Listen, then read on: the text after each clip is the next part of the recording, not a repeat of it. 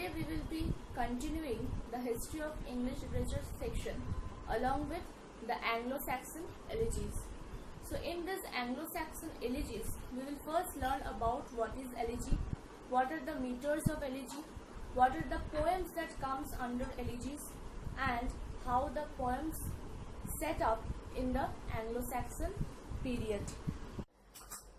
We need to first know what is elegy.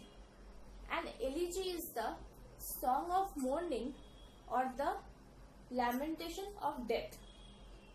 In this elegiac poetry, we have a certain meter which is called the elegiac meter.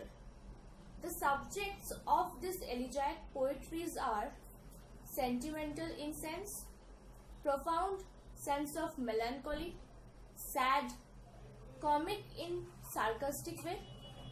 Obviously, death is an important point over here, and the fragmented loss of something. So, in this type of elegiac poetry, we will learn 4 to 5 poems. These poems will be discussed very briefly. So, the poems are The Ruined or the Ruined Burg, The Wanderer, The Seafarer, and The Wife's Complaint. Let us discuss these poems very briefly with certain points that should be memorized by a literature student very profoundly. Our first poem is The Ruin or the Ruined Burg. In this poem, we have the topic of an unknown poet who laments for the vanished glory of a great city. This great city is actually the city of Bath of the Romans.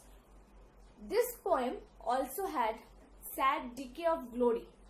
Okay, so there is a lyrical note and the vast description of the lamentation.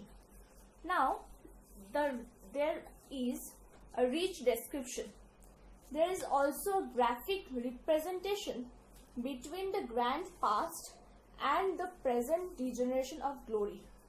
This poem is particularly based between the time and timelessness, because in the past there was attraction, pomp, gaiety, but after that fades away. So this is only for an unknown poet who is lamenting, okay, for the vanished glory of the great city. Next poem is The Wanderer. In this poem, the subject matter is not so strong like the last we have read in The Ruin. But in this poem, the lamentation is there for a dead master. So the story begins like that. There was a servant and the master, who is really the wanderer, who travels in different lands, and ultimately in the last he went to exile. So after that, on a cold morning when he wake up, he found that he was haunted. This much is the storyline. Now the lyrical is very personal. We need to remember one thing very well.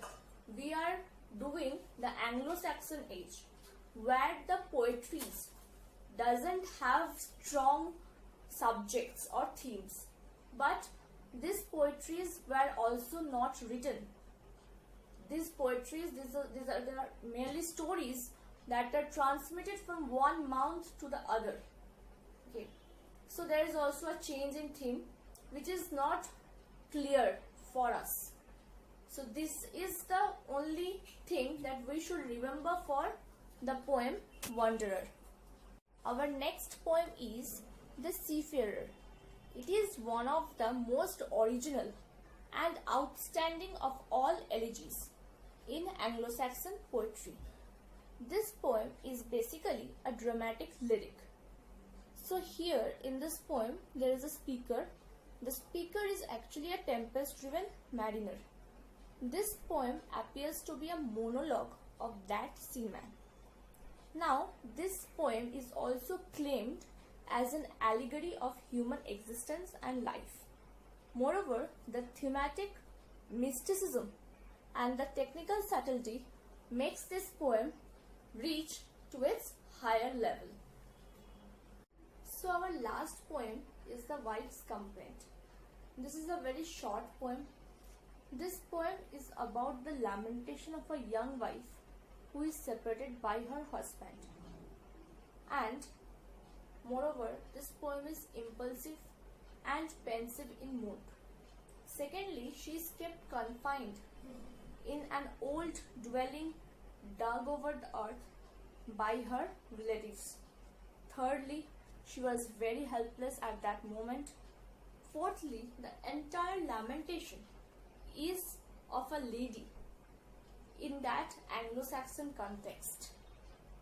So the woman's aspect in Anglo-Saxon poetry is very rare, because we need to understand the theme or the structure or the outline that Anglo-Saxons people, that tribes people, the tribal people, used to gather food, used to live their life by hunting, gathering and all. They are not all the food producers. I have spoken it in my video, in my last videos, you can see it there.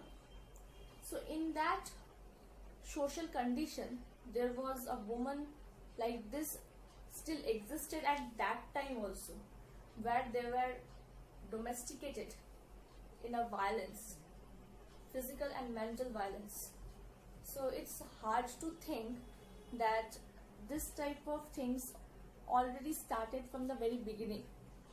It's not a new concept that we are also facing these days. So this elegiac poetries end here. There are very few poems, very few to remember. The subject matter are not so strong, okay, and their themes are somewhat always refers to the lamentation or the death of someone or the sad things or the profound areas of melancholy. Now this much for today for this video. In my next video I'll come with another great topic. I hope you enjoyed my session.